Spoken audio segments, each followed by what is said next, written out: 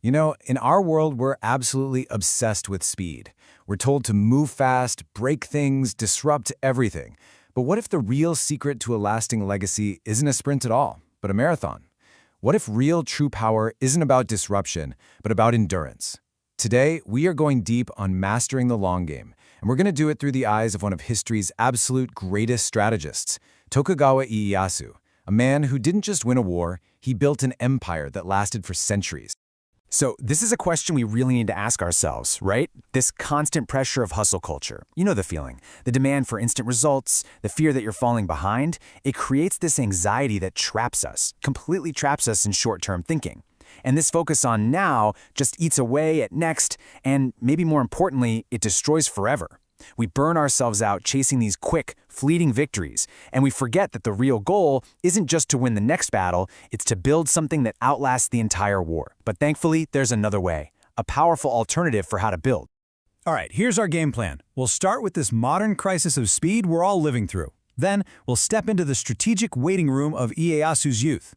We're going to see how he took a humiliating failure and turned it into his greatest strength, how he mastered the art of strategic patience, and then how he built a system that literally created over 250 years of peace. And finally, we'll turn it all back to you and the long game that you are playing. Okay, so we're living in an age that just worships disruption. The market rewards the first mover, the slick pivot, that hockey stick growth curve. But this whole thing creates a really dangerous illusion that speed is the only thing that matters for success. But in reality, it often just leads to burnout, to flawed strategies, and to companies that collapse just as fast and as spectacularly as they rise.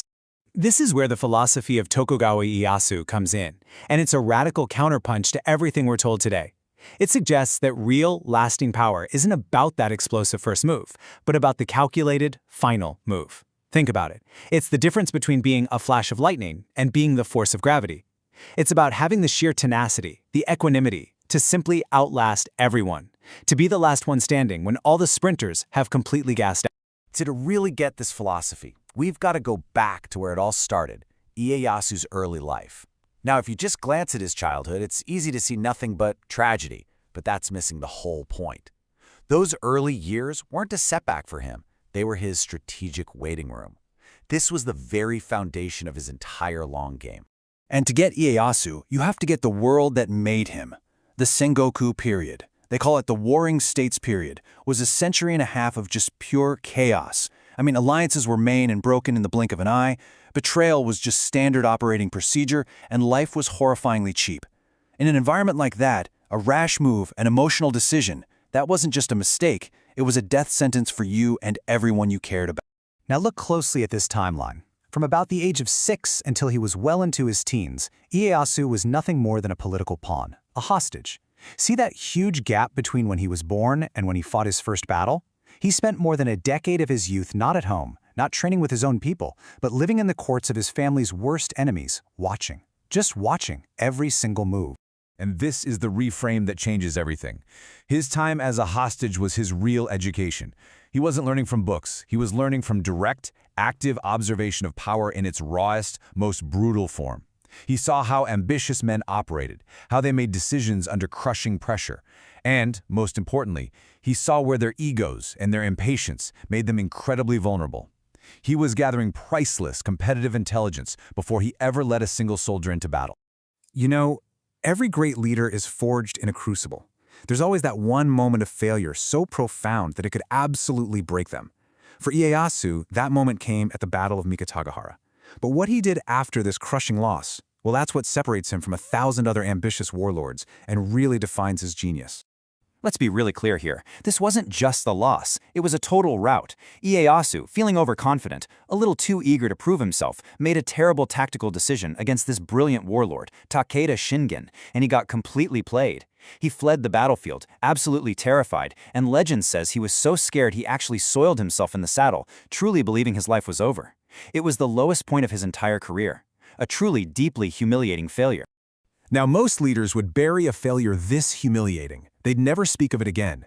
Ieyasu did the exact opposite. He immortalized it. He actually hired an artist to paint a portrait of him in that exact moment of terror and despair. And this Shikami portrait, it wasn't an act of self-pity, no way. It was a strategic tool for ego management. It was a permanent physical reminder to always guard against his own arrogance and the dangers of impatience. And we can translate this into a playbook for today. First, you have to take the risk. You can't shy away from big decisions. Second, when you fail, and you will, you have to confront that reality head-on, no excuses. And third, this is the magic step. Create a permanent reminder, your own portrait, whatever that looks like, to institutionalize the lesson.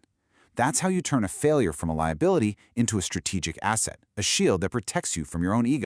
So this deep self-awareness, forged in the fire of that humiliating failure, allowed Ieyasu to perfect his signature strategy: patience.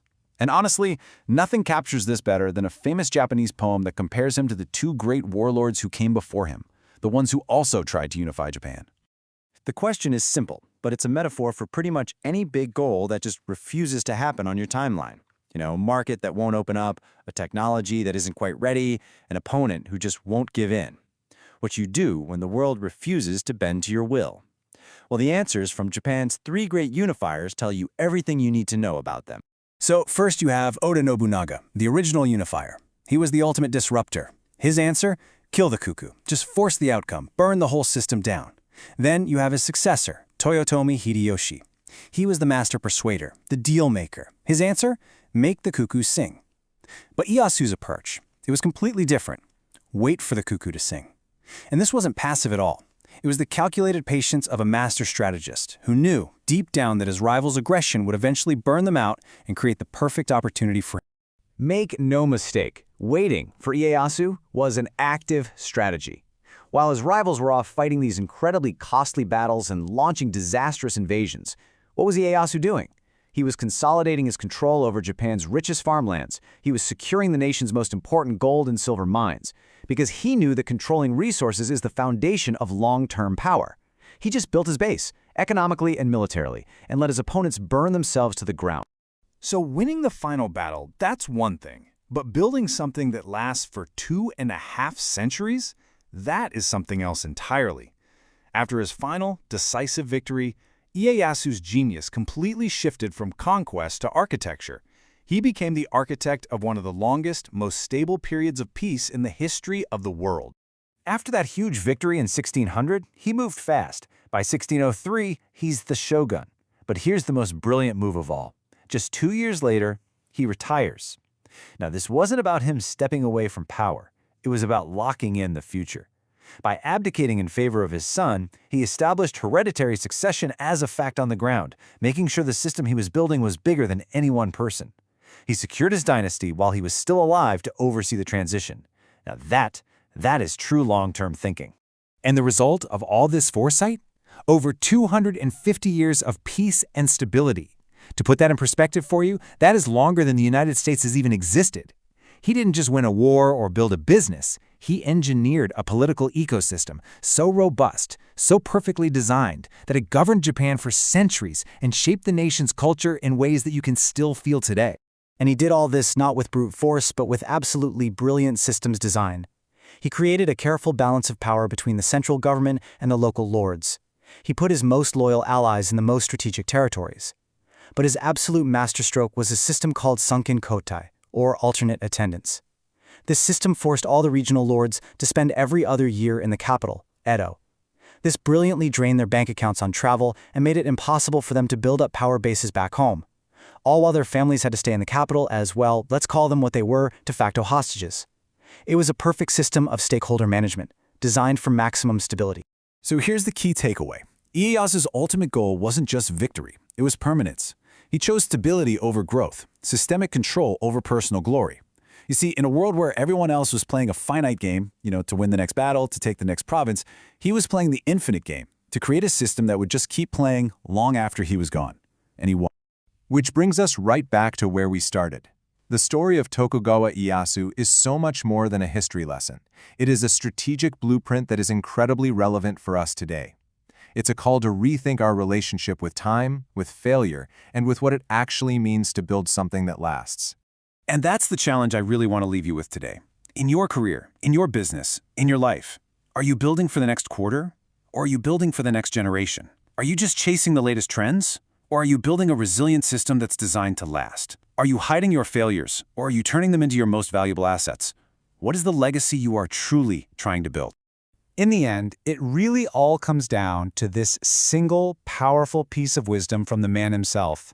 The journey to creating something of real, lasting value is long and it's hard. The temptation to rush, to take shortcuts, it's always going to be there. But the master of the long game knows that true strength isn't found in speed, it's found in tenacity, in patience, and in an unwavering commitment to the journey itself. Never hurry.